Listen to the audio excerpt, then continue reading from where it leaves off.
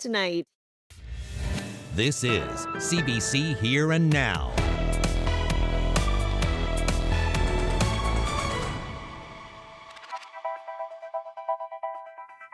Good evening and welcome to this holiday edition of Here and Now. We're beginning a little later than usual this week due to the Paralympic Games in Paris. So let's get to our first story. Dozens of energized labor advocates marched in the annual Labor Day parade in St. John's today. Workers who provide everything from healthcare and education to delivering mail and maintaining our roads, all were displaying solidarity during a march down Kitty Vitty Lake. Today we're here to celebrate Labor Day, a day to mark the achievements and the gains unions have made for working people, both union members and non-union members. We want to ensure that every worker has the opportunity, if they wish, to join a union, so make it easier for workers to unionize, and to also continue the work that we do around occupational health and safety. You know, every worker has a right to come home safe at the end of the day, and this is the 2-year anniversary of the fire at the Come by Chance refinery, where Sean Peddle lost his life, and so we remain very committed to advocacy to ensure the Westray law is enforced and that employers and corporations are held to account when they are negligent and cause the death of a worker or a serious injury of a worker at work. The fact that we have a weekend, that we have labor standards, these were all achieved by workers working together, uniting together to try to push, whether it's governments or companies, to give an appropriate level of labor standards, decent wages, and the idea and the respect of a weekend. And obviously you need to commemorate these things, and Labor Day is a really important day for people to remember that these things aren't to be taken for granted. They are worked at, to be earned. This event today is extremely important to us because it is labor movement that has gotten things like paid sick leave, vacation pay. All of those benefits come from labor movement. And we want to not only maintain what we have, one hard fought over the years, but we want to build on that and ensure that we don't lose it, because we are in danger of losing our benefits and everything we have worked so hard for. Well, now to Labrador. Eugene Hart is back as the newly elected chief of Shahajit Innu First Nation. Hart served as chief for 8 years before stepping down last summer for health reasons, but he says he decided to run again in the recent election after some changes were made to the election process, including candidates having to pass a drug test. Hart says as chief, he plans to focus on improving the community's mental health. Now to a special CBC investigation. Paul Shepard moved to Newfoundland in the late 1980s, reinventing himself as a teacher. But his students had no idea the Ontario man, who had been a police officer, was convicted of abusing children. Ryan Cook has more on that story, but first a warning, the details are disturbing. Paul Shepard was one of the youngest teachers at the St. John's School of Alberta, a Christian wilderness school on the North Saskatchewan River just west of Edmonton. He told the students stories about being an Air Force pilot and a cop. Nothing seemed plausible and everything seemed plausible. One of those students, Stacey Easton, was sexually assaulted by Shepard. He would look at me in the showers. Spanking for him was sexual, and he would spank more than any other teacher. And then he touched my genitals. In 2021, a jury found Shepard guilty of sexually assaulting Easton back in 1993. He was sentenced to 6 years in prison, which was lowered to 4 on appeal. The appeal court cited Shepard's nearly 30 years of post-crime law-abiding behavior for the reduction. The panel of judges also cited that the evidence before the sentencing court was that Shepard had no prior criminal record.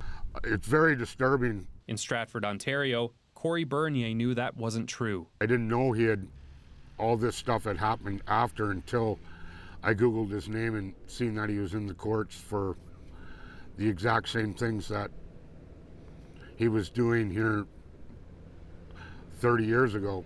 Before becoming a teacher, Shepard was a police officer. But a short tenure with the Stratford Police Service ended in 1986 when he was accused of sexually assaulting 6 children, including Corey Bernier, who met Shepherd through Big Brothers. He taught me a lot of inappropriate things,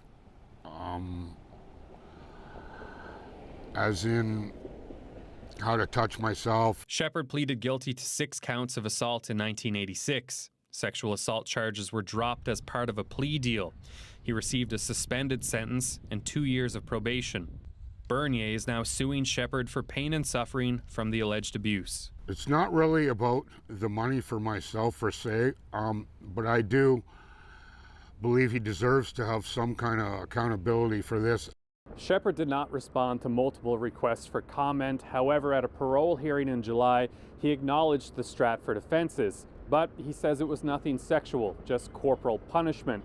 He was granted day parole and is currently serving out his sentence at a halfway house in Ontario. Ryan Cook, CBC News, St. John's. And that was just a small part of Ryan Cook's in-depth reporting on this, about the serial child abuser who later traveled the world as a teacher. As I mentioned, Paul Shepherd came to Newfoundland in the late 80s to study education. You can read more on our website, cbc.ca/nl. Well, heading into September, the Chief Medical Officer of Health says the COVID situation in Newfoundland and Labrador is stable. According to the latest numbers, 6 people are in hospital and 1 person has died since August 18th. The current vaccination rate sits at just under 20%. A fall vaccine campaign will likely begin in late October. Meanwhile, Dr. Janice Fitzgerald wants people to stay up to date on their COVID vaccination, especially those who are at high risk of severe disease. As with any illness, if it's COVID, if it's flu, if it's another respiratory virus like enterovirus or RSV, we certainly don't want to be spreading any of those things, because for certain people they can have severe impacts, and so the messaging is the same. And with regard to COVID, with regard to flu, we recommend getting vaccinated in the fall when those campaigns are rolled out. Well, Conception Bay South played host to the Under-12 Girls Provincial Baseball Tournament this weekend. And as Here Now's Henrika Wilhelm reports, more girls are signing up for the sport than ever before. This is the first time CBS has had enough interest in girls baseball to have a team and to host the provincials. That's what made the girls baseball tournament hosted by the CBS Kiwanis Minor Baseball Association over the weekend so special. And that growing interest is a sign of a bigger development in female baseball in the province overall, says Bartlett. For him, the enthusiasm at the games is one reason player numbers have grown, so much so that the club had to cap its registration for this season. There's a lot of action, there's a lot of team spirit, it's infectious. And like I got up this morning, I was here all day yesterday and I couldn't wait to get here this morning because it's so magnificent to hear the girls cheering each other on. On the West Coast in Pasadena, a similar trend has been happening over the past 5 years, says Pirates coach David Baines. We have for U12 2 teams, enough to support 2 teams and some. We've got, we just hosted our very first provincials tournament for U14 as well. It's a provincial phenomenon with numbers for female baseball growing for years. There are now 5 provincial divisions plus local leagues and more teams than ever with almost 1,000 players. About 25% of all people playing baseball in the province now is female, which is a huge growth, not just in the province, but across the country. We stack up very well. Big drivers for the sport, all 3 agree, are team spirit and mutual support. The girls have this real commitment, real enthusiasm across all sports, and they really want to be part of a team. There is a lot of studies that do support that the social part of sports for girls is very, very important. And that's something that we really lean into by providing those programs. In a next step, Coley said Baseball NL is looking to grow the sport even further by offering more leagues for athletes over 16. In CBS, Bartlett hopes to have 2 or 3 girls teams in other divisions in the coming season, and interest from new players is already there. I think we're seeing an explosion in women's sports globally, women's hockey, women's basketball, and I think women's baseball is next. They can play, and they're good. Henrike Wilhelm, CBC News, Conception Bay South. They do a fairly intensive overview of the pitch. They'll do a full survey, make sure that everything is within allowable tolerances and according with FIFA regulations. And upon completion, we get an actual certificate stating that this field is indeed FIFA Quality Pro certified. Yes, a turf field that's fit for FIFA. That's what St. John's newest soccer field will be once the work is done, all in time for next year's Canada Games. Jeremy Eaton will have an update on the epic track and field facility being constructed next to Memorial's St. John's campus. That's tomorrow on Here and Now. Well, we had a little rain today across parts of the province, a little more tomorrow, and then sets the stage for a pretty nice end to the week. I'll have all the details coming up.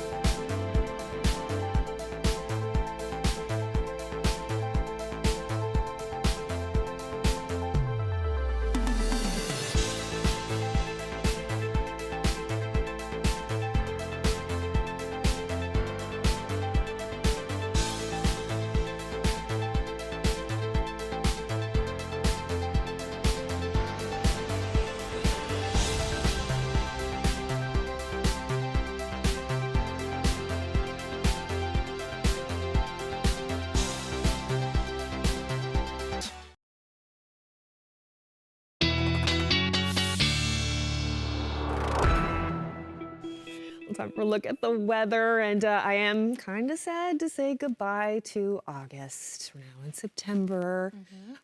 food fisheries over. The summer season, the pedestrian mall is coming to an end as well this weekend. We're turning a corner, but weather-wise, it still feels really warm out there. So. Yeah, I think September might be my favorite time of the year. The weather's still absolutely beautiful during the days. It starts to get a little cooler at night, though. Yeah? Not so bad. Septembers are beautiful, though, so we have lots to look forward to. We definitely do. And the next couple of days certainly no different from that. We're certainly going to see some nice weather in the coming days, I should say. But let's take a look where we're at today. It is warm out there. 24 degrees was the daytime high in St. John's, 26 in Gander, 25 in Twillingate. So certainly some warmth. And up across Labrador, different teens as you head towards Lab West. At about 12 degrees today, so not even in the teens, 12 degrees today, but teens for Nain, and then towards the western portion of, the eastern portion of Labrador, temperatures are in the 20s as well. So we have a couple of things on the go today. Lovely day up through parts of Labrador anyway. Some showers working their way across the island at the moment. And what we have on the go is an area of low pressure and a cold front. So in behind that cold front, we do have that cooler air, as I just showed you before. But we do have a warm front to the east, and that is keeping the temperatures, or is why we're seeing some of that warmer air in eastern areas of the island. But yes, we do certainly have some of those showers out ahead of that cold front clearing in behind it. But these showers are going to continue to work their way towards central and eventually track east as we head through tonight. Temperature-wise, down to around 11 to 15 degrees for Lab West and the North Coast. And then across the island, at least the eastern portion of the island, we're definitely into some of that humidity. It feels like 30 in St. John's right now. Feels like 27 in Gander, same thing for Badger. And as that cold front moves through, temperatures certainly dropping in behind it. Corner Brook down to 19 degrees. So this humidity is going to stick around for at least one more day through tomorrow, and then we'll see a drop off as that cold front moves through. We will start to creep back up, though, as we head towards the end of the work week there, towards Thursday and Friday, as we see a bit more of the muggy weather return. And this is also going to be when we see some warmer temperatures move back in as well. So as we head through tonight, like I said, that cold front going to inch eastward. It's going to bring that chance of showers right along with it. Through most of eastern Newfoundland, and then we've got some shower activity continuing up across Labrador as well. Again, your temperatures tonight are going to be fairly chilly, only sitting in the single digits, 4 degrees in Lab City overnight tonight, between 10 to 12 as you head towards southeastern portions. Hanging on to the teens, though, upper teens for eastern Newfoundland, and then in behind that cold front, temperatures will drop between 10 to 12 degrees tonight. So that cold front going to continue to affect most of eastern Newfoundland through tomorrow. The west coast, first part of the day is still going to be pretty nice, but you will see some showers, shower chances develop as we head into the afternoon. We've got some more showers up across Labrador as well. There is the trend to see that clearing as that cold front moves through, but another round of showers expected through central as we head into tomorrow evening, and then eventually we will see some clearing skies in the east as well. And a fairly quiet overnight and really clearing as we head into Wednesday morning across most of the island. Temperatures tomorrow, again, still staying a bit humid, so temperatures will be between 20 and 21 degrees, but it will feel in the mid to upper 20s tomorrow with the winds a little brisk in the morning, and then they'll ease off. In behind that cold front, though, temperatures will be a little cooler, only in the mid to upper teens. Up across Labrador, you're looking at your temperatures cool really in Lab City at 9 degrees, but you're hanging on to some of that warmer air for central areas of Labrador and then towards the coast as well. As we head through Wednesday, fairly quiet day. We are looking at temperatures cooling down, though, a little bit into the mid to upper teens, pretty much across the board. The long-range forecast, though, looks pretty nice. Temperatures are going to continue to warm up as we head into Friday and Saturday. Nice big ridge of high pressure dominating the weather picture, so that means plenty of sunshine. Our overnight low still quite mild, 12 to 14 degrees. You're going to see even warmer temperatures through central in the mid to upper 20s by Friday and into Saturday, and western Newfoundland as well, as your temperatures hover between 23 and 24 degrees with plenty of sunshine. We're going to see a similar trend up across Labrador as well, with temperatures in the mid-20s, beautiful sunshine. A little bit more cloud cover expected in western Labrador, but it's going to be a beautiful stretch of weather, 21 to 25 degrees as your daytime highs. Our weather photo, pretty dramatic shot here. Welcome to September. Connie Boland shared this great shot. We love seeing dramatic photos. Yeah. If you have any you'd like to share with us, send them to nlphotos@cbc.ca. Oh, that's so nice. The blues and the purples, beautiful, beautiful photo. Thank you for that, Connie. Well, Bannerman Park was buzzing this weekend with the 6th annual St. John's African Roots Festival, SARFest. It's dedicated to sharing and celebrating African culture in St. John's. Now, the founder says the free festival was created to build a bridge between Newfoundlanders and newcomers.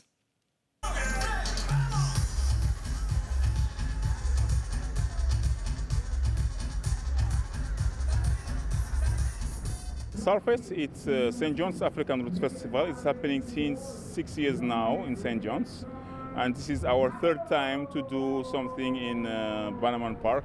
It's showing Newfoundlanders, African and Afro-descendant cultures in Newfoundland. It's just to highlight the African music and cultures in general in Newfoundland and Labrador. I saw some young African leaving Newfoundland after studying or after their contract. They don't want to stay here because they didn't feel represented, they didn't feel home, because something missing for them, like this kind of events. And I tried to ask them, okay, why we didn't create something, but the people wasn't like active to do that. Finally, I decided to create it to keep this community together and give the people the opportunity to stay, to feel home in Newfoundland.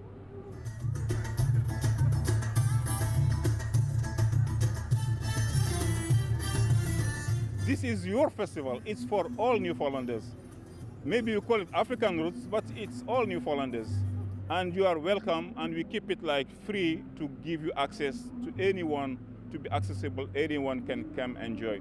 The mission was to build a bridge between the African community, all immigrants in general, and the Newfoundlanders. Because when we came here, we know a lot about Newfoundland, we know a lot about Canada, but because we have so much people from around the world coming here, the Newfoundlanders couldn't know, like, they can't know all the cultures coming here in Canada.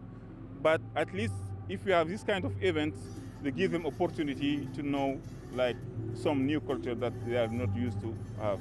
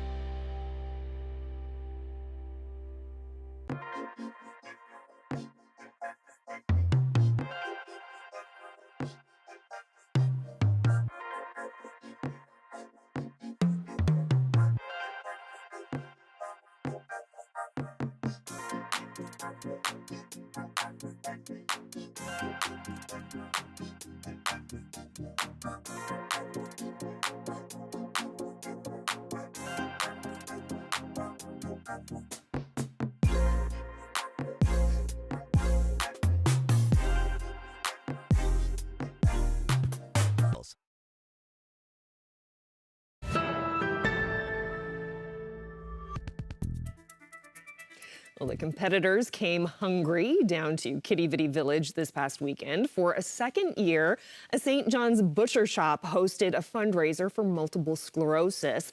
But those taking part needed a strong stomach. William Ping has that story. What began as a quiet Sunday morning in Kitty Vitty soon turned rowdy. When the second annual hot dog eating competition by St. John's butcher shop Anderson's took over the wharf. Executive butcher William Dre had 2 words to describe the event. A spectacle. Yeah, we were just having fun. Last year was swimming success, so it's all for a good cause. We're going to donate all the proceeds to MS Society, MS Canada. We got Kevin, who's an employee of ours, defending his title. You know, he's underestimated, a smaller guy, but he can eat those dogs, let me tell you.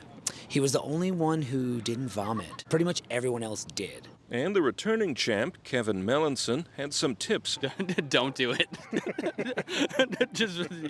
Give up now. It's all about survival. You know, just eat as many dogs as I can. I'm a bit of a hot dog connoisseur. I've been doing this my whole life. I've been training since the day I was born. The task for the 6 competitors, eating 10 hot dogs in 10 minutes. It was a hard-fought battle, with competitors dipping hot dogs in water to make them go down easier. Excellent. Yeah, don't think about it, just put it in your mouth. In the end, not everyone could make it through the 10 minutes, and ultimately the returning champion went home empty-handed.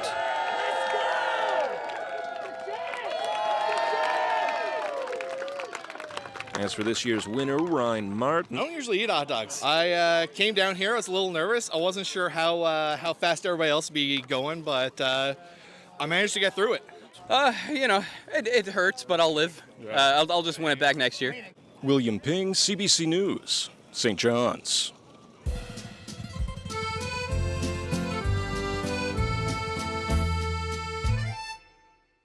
Well, from one competition to another, swimmer Nicholas Bennett secured Canada's first gold medal this afternoon at the Paralympics in Paris during the men's SB14 100-meter breaststroke. Here at the podium, Mikkel has gone past Yamaguchi, Bennett's gone past both and touches in 1:03.98 to take gold for Canada. Still hard to believe. Doing amazing in front of all these people. It's just hard to describe how I'm feeling right now.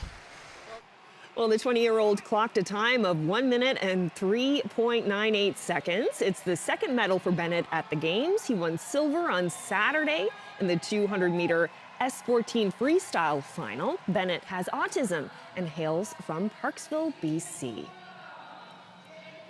Congratulations. And before we finish up, just a reminder that Here and Now is starting a half hour later this week due to CBC's ongoing coverage of the Paralympics. The hour-long show will begin 6:30 Island time, a half hour earlier in most parts of Labrador. Yes, thank you for joining us on a special Labor Day edition of Here and Now. Land and Sea is next. Good night.